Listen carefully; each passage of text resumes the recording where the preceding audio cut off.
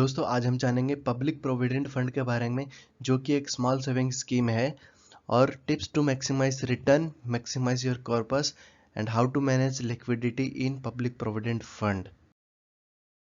सबसे पहले हम जान लेते हैं कि पब्लिक प्रोविडेंट फंड होता क्या है।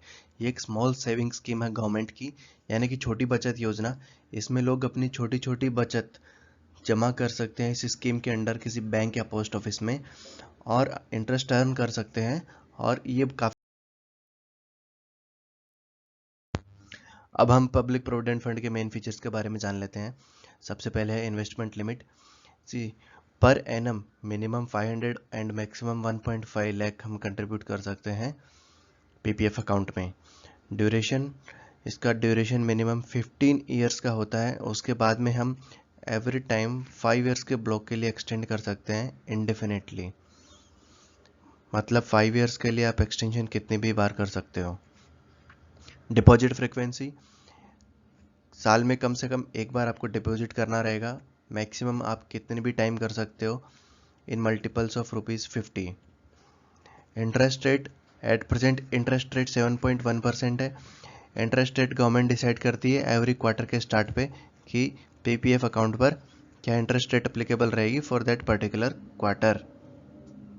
मतलब है हर क्वार्टर इंटरेस्ट रेट रिवाइज हो सकती है। रिस्क कैटेगरी, ये टोटली रिस्क फ्री इन्वेस्टमेंट है, रिस्क फ्री रिटर्न है। टैक्स डिडक्शन, आप जो भी इन्वेस्टमेंट करते हैं पब्लिक प्रोविडेंट फंड अकाउंट में, वो अप टू 1.5 लाख एटीसी में आपको डिडक्शन मिलती है। और कोई टैक्स बेनिफिट? जी हाँ, आपको जो इंटरेस्ट अक्रू हो रहा है, जो कि आपको टेनर के एंड में मिलेगा, वो इंटरेस्ट प्लस आपका प्रिंसिपल जो वापस मिल रहा है फुल्ली टैक्स फ्री होगा। अभी हम देखेंगे कुछ tips and tricks to maximise returns. पहला ट्रिक है invest by 5th of every month. हर महीने हमें की 5 तारीख तक हमें इन्वेस्ट कर देना चाहिए, क्योंकि 5 तारीख के बाद आप जो भी इन्वेस्ट करेंगे उस इन्वेस्टमेंट अमाउंट पर फॉर दैट मंथ आपको इंटरेस्ट नहीं मिलेगा। लेकिन अगर 5 तारीख तक आपने इन्वेस्ट कर दिया तो उस मंथ का इंटरेस्ट मिलेगा। दूसरा, invest at the beginning of every financial year. Generally लोग क्या करते हैं, अरे एटीसी का डिडक्शन चाहिए, ईयर कंप्लीट होने वाला है, चलो पीपीएफ में डाल दो।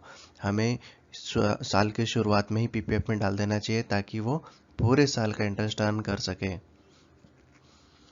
आप इसको 5 साल के लिए फर्दर एक्सटेंड कर सकते हैं आफ्टर कंप्लीशन ऑफ 15 ईयर्स। ये जो 5 साल के एक्सटेंशन है वो विद और विदाउट कंट्रीब्यूशन हो सकते हैं। तो टिप ये है कि जब तक आपको पैसे की ज़रूरत नहीं है, आपको इसको एक्सटेंड करना चाहिए हर बार 5 साल के लिए, जब तक आपको पैसे की ज़रूरत नहीं है। एंड हो सके तो विद कंट्रीब्यूशन एक्सटेंड कीजिए, इससे आपका कॉर्पस बहुत बड़ा होगा और आप इंटरेस्ट भी अच्छा खासा अर्न कर पाएंगे। Fourth point, start PPF as early as possible. मान लीजिए कोई पीपीएफ 30 ईयर की एज में आके स्टार्ट करता है, तो उसको 15 ईयर लगेंगे, मतलब 45 ईयर की एज तक उसका पीपीएफ कंटिन्यू रहेगा एटलीस्ट। तो जितना जल्दी आप एज में इन्वेस्टमेंट शुरू करेंगे पीपीएफ में, उतना जल्दी 15 ईयर्स कंप्लीट होगा। Next point, open PPF for child as well. Invest at least minimum. देखिए बच्चों का एज बहुत कम होता है, अगर कम एज में ही आप उनके लिए पीपीएफ अकाउंट खोल देंगे, जो 15 ईयर्स है वो जल्दी अचीव हो जाएगा। आप उसके लिए चाहे तो पूरा इन्वेस्ट कीजिए, चाहे at least minimum 500 per annum invest कर दीजिए। और जो बच्चे के अकाउंट में आप इन्वेस्ट करते हैं और आपके अकाउंट में इन्वेस्ट करते हैं, दोनों का टोटल लिमिट 1.5 लाख से एक्सीड नहीं करना चाहिए। Next point, open PPF for wife as well. देखिए आपकी वाइफ अगर अर्निंग नहीं है तो भी उनके अकाउंट नाम पे पीपीएफ अकाउंट ओपन कर दीजिए, क्योंकि आपके अकाउंट में मान लीजिए आपने कुछ इनकम अर्न करी, आपने वो इनकम ट्रांसफ़र करी वाइफ को और पीपीएफ अकाउंट ओपन कर दिया उनके नाम पे। अब जो इंटरेस्ट इनकम आ रही है पीपीएफ पे, वो एज पर लॉ आपके हैंड में क्लब होगी, बट चूंकि पीपीएफ का इंटरेस्ट इनकम टैक्स फ्री है, तो आपके हैंड में क्लब होने पर भी वो टैक्स फ्री ही रहेगी। और यहाँ पे आप एडिशनल 1.5 लाख की लिमिट यूज़ कर पाएंगे आपकी वाइफ के नाम पे।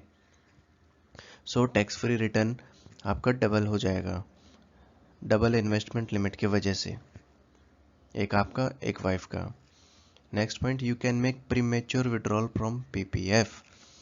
जी हाँ, एक फैसिलिटी है, अगर आपको पैसे की ज़रूरत है कुछ स्पेसिफिक पर्पजेज के लिए जो कि हम आगे डिस्कस करेंगे, आप पीपीएफ में से पार्शियल विड्रॉल कर सकते हैं। नेक्स्ट है take loan against PPF in case of need. ज़रूरत के टाइम पे आप पीपीएफ से लोन भी ले सकते हैं, वो भी हम आगे डिस्कस करेंगे। Premature closure of PPF, जी हाँ, ये फैसिलिटी भी अवेलेबल है। ये लास्ट के 3 पॉइंट्स हम आगे के स्लाइड्स में कवर करेंगे। अब हम पीपीएफ के प्री मैच्योर विड्रॉल्स के रूल्स के बारे में जान लेते हैं। पहला रूल है after the completion of 5 year from the end of year in which the initial investment was made और अकाउंट वाज ओपनड। मतलब आपने जब अकाउंट खोला वो ईयर ख़त्म होने के बाद 5 साल के बाद आप कुछ पार्शियल विड्रॉल कर सकते हो। इसको फॉर एग्जांपल हम ले लेते हैं, अगर आपने अकाउंट ओपन किया अप्रैल 2014 में, तो आप फर्स्ट विड्रॉल कब ले सकते हैं? 2020-21 के अंदर। देखिए अकाउंट आपने ओपन किया 2014-15 में, अप्रैल 2014 मतलब फाइनेंशियल ईयर 2014-15 वो कंप्लीट होगा। उसके 5 साल के बाद मतलब 2015-16, 16-17, 17-18, 18-19, 19-20, 19-20 फिनिश होने के बाद मतलब 2020-21 में आप फर्स्ट विड्रॉल कर सकते हो। सेकंड कंडीशन है you can make only 1 partial withdrawal each year. आप एक साल में एक ही बार पार्शियल विड्रॉल कर सकते हो। अब पार्शियल विड्रॉल की अमाउंट क्या होगी, उसके लिए क्या रूल है? Lower of two 50% of the balance at the end of fourth financial year और 50% of the balance at the end of the preceding year. इस रूल को हम एक एग्जांपल के थ्रू जान लेते हैं।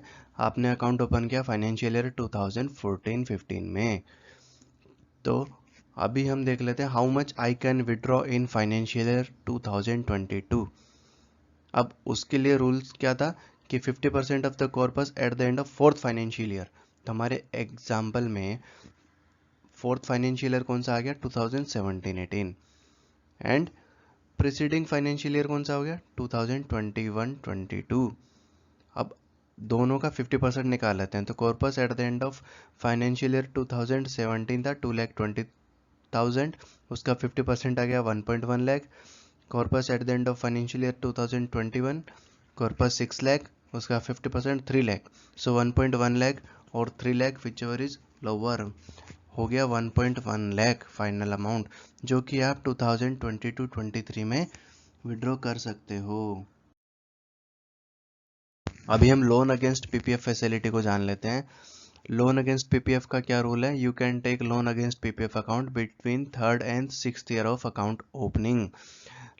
अब लोन लेने की अमाउंट क्या है? 25% of the balance in the PPF account at the end of second financial year preceding the year in which the loan was applied for. इसको हम एक एग्जांपल के थ्रू समझ लेते हैं। मान लीजिए मिस्टर ए ने पीपीएफ अकाउंट ओपन किया जनवरी 2016 में, तो अभी लोन लेना वो कब से स्टार्ट कर सकता है? 3rd ईयर से। 3rd ईयर कौन सा हो गया? 2018-19। ओके, और वो लोन कब तक ले सकता है? एंड द 2021 टू 22 तक वो लोन ले सकता है। अब लोन मान लीजिए उसने अप्लाई किया 2019-20 में, तो लोन का अमाउंट क्या रहेगा? Second financial year preceding the year in which loan was applied for. So 25% of the balance in PF as on 31 March 2018, जो भी बैलेंस है उसका 25% 2019-20 में अप्लाई कर सकता है। अब लोन के ऊपर इंटरेस्ट क्या रहेगा?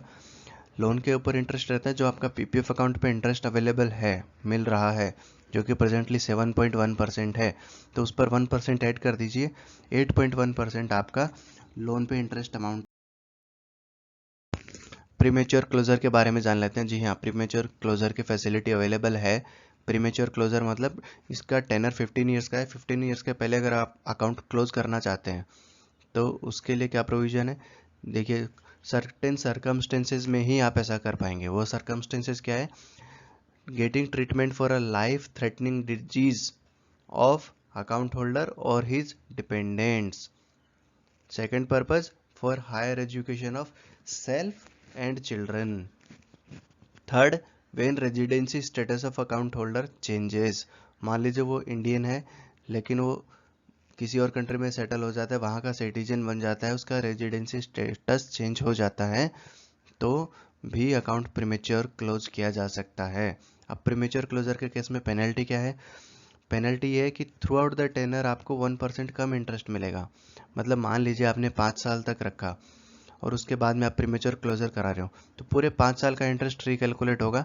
आपको जिस जिस इंटरेस्ट पे इंटरेस्ट मिला है वो 1% से कम करके रिकैलकुलेट होगा और नेट अमाउंट ही आपको मिलेगा। अब इसका एक और कंडीशन है प्रीमेच्योर क्लोजर का, कि प्रीमेच्योर क्लोजर करने के लिए भी मिनिमम 5 इयर्स कंप्लीट होने चाहिए उस पीपीएफ अकाउंट को। तो दोस्तों हमारी तरफ से ये कोशिश थी पीपीएफ अकाउंट के बारे में आपको अच्छे से अच्छा समझाने की, जिसके बेसिस पे आप बहुत सारे डिसीजंस आसानी से ले पाएंगे। Thank you very much.